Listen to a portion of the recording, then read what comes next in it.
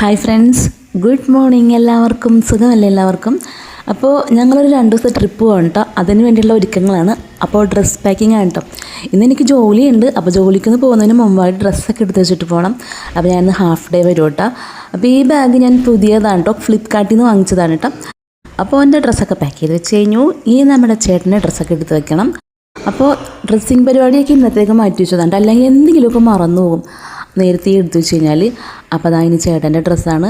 ചേട്ടൻ്റെ ഈ ബാഗ് ഒരു 3-4 വർഷമായിട്ടോ വാങ്ങിച്ചിട്ട് ഇപ്പോഴും ഒരു കുഴപ്പമില്ലാണ്ട് അടിപൊളിയായിട്ടുണ്ട് കേട്ടോ. അപ്പോൾ അതെല്ലാം കഴിഞ്ഞു. ഇനി എനിക്ക് ഓഫീസിൽ പോകാൻ റെഡി ആവണം കേട്ടോ. അപ്പോൾ ഇന്ന് ഒരു ഹാഫ് ഡേ ഒരു 2 മണി 3 മണിക്കൊക്കെ ഇറങ്ങാമെന്നാണ് വിചാരിക്കണം.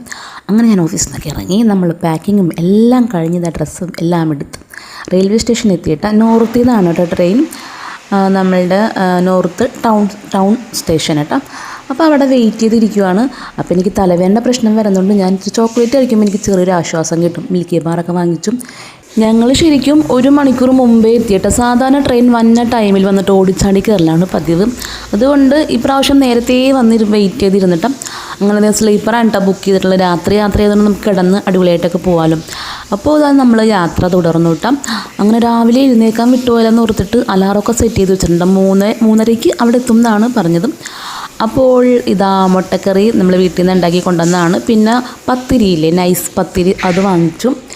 പൊറോട്ട വാങ്ങിക്കാനാണ് പോയത്, പക്ഷെ അതുണ്ടായിരുന്നില്ല. നൈസ് പത്തിരി കിട്ടി. അതാ അപ്പോൾ നമ്മൾ പോകുകയാണ്, യാത്ര തുടങ്ങുകയാണ് കേട്ടോ. ഇനി നമ്മൾ കിടന്നുറങ്ങിയിട്ട് നമുക്ക് രാവിലെ കാണാമല്ലേ. അപ്പോൾ ഞാൻ എൻ്റെ കണ്ണടയൊക്കെ എടുത്ത് വെച്ച് സെറ്റായിട്ട് നല്ലൊരു ഉറക്കം പിടിക്കാമെന്ന് വിചാരിക്കണം. അപ്പോൾ നമുക്ക് ബാക്കി വിശേഷങ്ങൾ അവിടെ എത്തിയിട്ട് കാണാം. അപ്പോൾ എല്ലാവർക്കും ഗുഡ് നൈറ്റ്, സ്വീറ്റ് ഡ്രീംസ്.